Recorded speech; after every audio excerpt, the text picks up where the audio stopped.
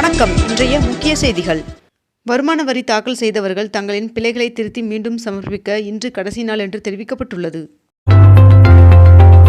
Chennai metro rail திட்டம் கட்டம் 2 வழித்தடம் 3இல் மேலகிரி என்று பெயரிடப்பட்ட சுரங்கம் தோண்டும் இயந்திரம் வெற்றிகரமாக பணியை முடித்து பெரம்பூர் நிலையத்தை வந்தடைந்தது.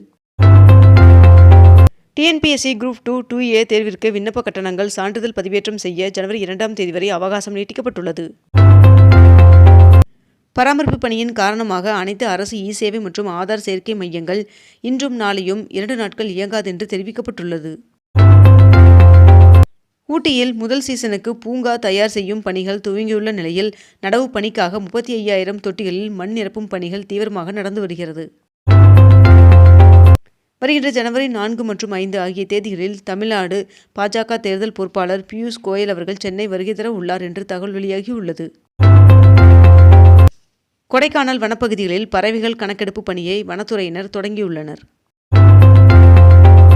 ஐசிசி T20 உலகக்கோப்பை தொடருக்கான ஓமன் அணியை அந்நாட்டு கிரிக்கெட் வாரியம் அறிவித்துள்ளது. மத்திய அரசு அறிவிப்பின்படி ஒவ்வொரு நிதியாண்டிலும் 50,000 டன் வரை இயற்கை சர்க்கரை ஏற்றுமதி செய்ய மத்திய அரசு அனுமதி வழங்கியுள்ளது. பான் மற்றும் ஆதார் எண்ணை இணைப்பதற்கு இன்று கடைசி நாள் என்று தெரிவிக்கப்பட்டுள்ளது. ராமேஸ்வரம் ராமநாத சுவாமி திருக்கோவிலில் உண்டியல் காணிக்கை 2 கோடியை தாண்டியதாக தெரிவிக்கப்பட்டுள்ளது. வருகின்ற ஜனவரி 14ஆம் தேதி நடைபெற உள்ள மகர விளக்கு பூஜைக்காக சபரிமலை ஐயப்பன் சுவாமி கோவிலின் நடை திறக்கப்பட்டது. சேலம் மற்றும் கள்ளக்குறிச்சியில் ஜனவரி 4 மற்றும் 5 ஆகிய தேதிகளில் அதிமுக பொதுக்கூட்டம் நடைபெற உள்ளதாக தெரிவிக்கப்பட்டுள்ளது. ஒடிசாவில் 120 கிலோமீட்டர் இலக்கை தாக்கும் பினாகா ராக்கெட்டின் முதல் சோதனை வெற்றிகரமாக நடந்து முடிந்தது. டெல்லியில் நடைபெறும் 2026ஆம் ஆண்டிற்கான குடியரசு தின விழாவில் தமிழ்நாடு அரசின் அலங்கார ஊர்தி இடம்பெற ஒன்றிய உள்துறை அமைச்சகம் ஒப்புதல் வழங்கியுள்ளது. நெல்லையப்பர் கோவிலில் வருகின்ற ஜனவரி 2ஆம் தேதி வெள்ளி தேர் வெள்ளோட்டம் நடைபெற உள்ளதாக தெரிவிக்கப்பட்டுள்ளது. புதுச்சேரி காவல்துறை சார்பில் புத்தாண்டு கொண்டாட்டத்தையொட்டி 4 அடுக்கு பாதுகாப்பு திட்டம் இறுதி செய்யப்பட்டுள்ளது. கடந்த 8 மாதங்களில் மட்டும் 1,52,000 வெளிநாட்டினர் மதுரைக்கு வருகை தந்துள்ளதாக தகவல் வெளியாகியுள்ளது. பித்தளையின் விலை உயர்வை அடுத்து பொங்கல் பித்தளை பானைகளின் விலை கடுமையாக உயர்ந்துள்ளது. தமிழ்நாட்டில் வடகிழக்கு பருவமழை இன்று வரை இயல்பை விட 3% குறைவாக பெய்துள்ளதாக சென்னை வானிலை ஆய்வு மையம் தகவல் தெரிவித்துள்ளது. கரூர் மாவட்டம் நொய்யல் ஆத்துப்பாளையம் நீர்த்தேக்கத்திலிருந்து இன்று முதல் வருகின்ற பிப்ரவரி 28ஆம் தேதி வரை நீர் திறந்துவிட அரசு ஆணையிட்டுள்ளது. 22 கேரட் ஆபண தங்கத்தின் விலை சவரனுக்கு ஒரே நாளில் 3,360 ரூபாய் குறைந்து 1 சவரன் 1,800,000 ரூபாயாகவும் 1 கிராம் 12,600 ரூபாய்க்கும் விற்பனை செய்யப்பட்டு வருகிறது. இதனைத் தொடர்ந்து 1 கிராம் வெள்ளியின் விலை கிராமிற்கு 23 ரூபாய் குறைந்து 1 கிராம் வெள்ளி 258 ரூபாய்க்கு விற்பனை செய்யப்பட்டு வருகிறது. தொடர் விடுமுறை மற்றும் புத்தாண்டு தினத்தை முன்னிட்டு 1000 சிறப்பு பேருந்துகள் இயக்கப்பட உள்ளதாக தெரிவிக்கப்பட்டுள்ளது. சென்னை கொளத்தூர் ஏரி பூங்காவை வருகின்ற ஜனவரி 10ஆம் தேதி முதலமைச்சர் மு.க. ஸ்டாலின் அவர்கள் திறந்து வைக்க உள்ளார் என்று தகவல் வெளியாகியுள்ளது. தமிழ்நாட்டில் வரைவு வாக்காளர் பட்டியல் வெளியிட்ட பிறகு இதுவரை 7,28,000 பேர் பெயர் சேர்க்க விண்ணப்பித்துள்ளனர் என்று தகவல் வெளியாகியுள்ளது. ஈரோடு சத்தியமங்கலம் புலிகள் காப்பகத்தில் இன்று தொடங்கி அடுத்த 6 நாட்களுக்கு புலிகள் கணக்கெடுப்பு நடைபெற உள்ளதாக தெரிவிக்கப்பட்டுள்ளது. சென்னை பல்கலைக்கழக மசோதாவை 3 ஆண்டுகள் நிலுவையில் வைத்திருந்த நிலையில் குடியரசுத் தலைவர் திருப்பி அனுப்பினார். சர்வதேச இளையோர் பாய்மர படகு போட்டி சாம்பியன்ஷிப் 2026ஆம் ஆண்டின் முன்னேற்பாட்டு பணிகள் குறித்து துணை முதல்வர் உதயநிதி ஸ்டாலின் அவர்களின் தலைமையில் ஆலோசனைக் கூட்டம் நடைபெற்றது. ஈரோடு மாநகராட்சி பகுதி வீடுகளில் சேகரிக்கப்படும் குப்பை கழிவுகளில் இருந்து 4,305 டன் நுண் உரம் தயாரிக்கப்பட்டுள்ளதாக தெரிவிக்கப்பட்டுள்ளது.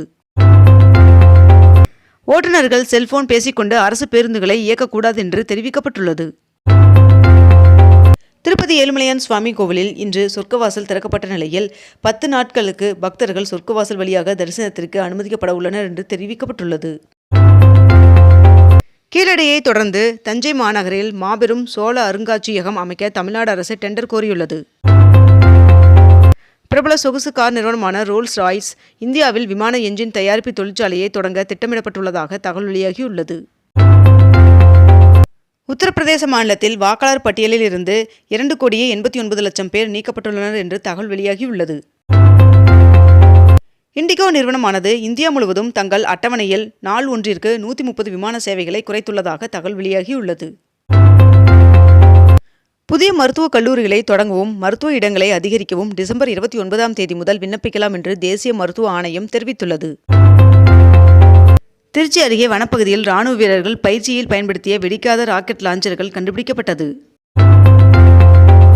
தேச பாதுகாப்பில் சமரசம் கிடையாது என்று மனதின் குரல் நிகழ்ச்சியில் பிரதமர் நரேந்திர மோடி அவர்கள் தெரிவித்துள்ளார்.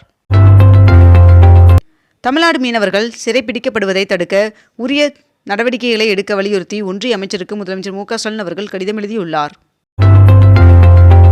ஸ்ரீஹரிகோட்டாவில் 3வது ராக்கெட் ஏவுதளத்தை அமைத்து வருகின்ற 4 ஆண்டுகளுக்குள் செயல்பாட்டுக்கு கொண்டு வர இஸ்ரோ இலக்கு நிர்ணயித்துள்ளது. வருகின்ற ஜனவரி 15ஆம் தேதி நடைபெற இருந்த CA தேர்வானது ஜனவரி 19ஆம் தேதிக்கு மாற்றப்பட்டுள்ளது. திருப்பத்தூர் மாவட்டம் சுந்தரம்பள்ளி பகுதியில் நிலத்தை சமன் செய்யும் பணியின் போது பழங்காலத்து குடுவையில் 86 தங்க நாணயங்கள் அடங்கிய புதையல் கிடைத்துள்ளது. சென்னை சோழிங்கநல்லூர் மண்டலத்தில் பல்நோக்கு மைய கட்டிடத்தை மேயர் பிரியா அவர்கள் திறந்து வைத்தார். பயணிகளின் கூட்ட நெரிசலை தவிர்க்கும் விதமாக தாம்பரம் ராமேஸ்வரம் இடையே மற்றும் கோவை ராமேஸ்வரம் இடையே முன்பதிவு இல்லாத சிறப்பு ரயில்கள் இயக்கப்படுவதாக தெற்கு ரயில்வே அறிவித்துள்ளது. வியாசர்பாடி ரவீஸ்வரர் கோவில் கும்பாபிஷேகம் வருகின்ற பிப்ரவரி 8ஆம் தேதி நடத்தப்படும் என்று அமைச்சர் தெரிவித்துள்ளார். திருவண்ணாமலைக்கு புதிய சிட்கோ தொழிற்பேட்டை உட்பட 6 புதிய திட்டத்திற்கான அறிவிப்புகளை முதலமைச்சர் மு க ஸ்டாலின் அவர்கள் அறிவித்துள்ளார். நலம் காக்கும் ஸ்டாலின் திட்டத்தில் இனி வாரம் 2 நாட்கள் முகாம்கள் நடைபெறும் என்று அமைச்சர் மா சுப்பிரமணியன் அவர்கள் தெரிவித்துள்ளார்.